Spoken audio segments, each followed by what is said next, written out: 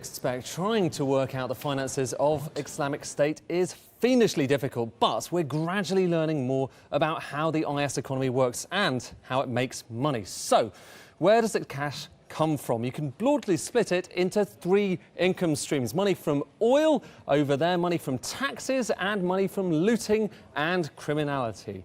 Analysts reckon the group's monthly turnover is about $80 million. That's £54 million in monthly income, and a big chunk of that, 43%, comes from the production and smuggling of oil and gas. That first point, of course, IS control huge swathes of Iraq and Syria, and in places like Deir az-Zor, they're pumping out tens of thousands of barrels of oil a day, generating huge revenues. That's something international forces, including the US, the UK and Russia, of course, have been targeting recently. But the intriguing thing is how much IS cash actually comes from old-fashioned taxes.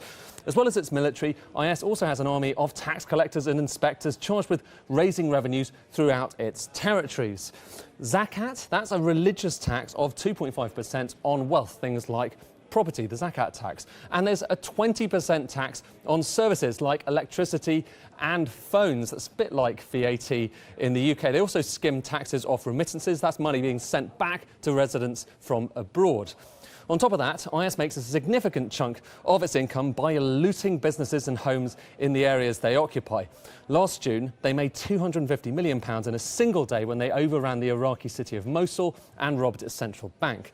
There's also money from confiscating property, from trafficking, drugs and, of course, antiquities stolen from ancient sites like Palmyra. Finally, what would an economy be without a currency? IS is claiming that it's going to introduce these new dinars made entirely of gold. In fact, they say they want a new gold standard, an aspiration they actually share with some leading Republicans in the US. In reality, though, almost all of their economic transactions use the good old US dollar.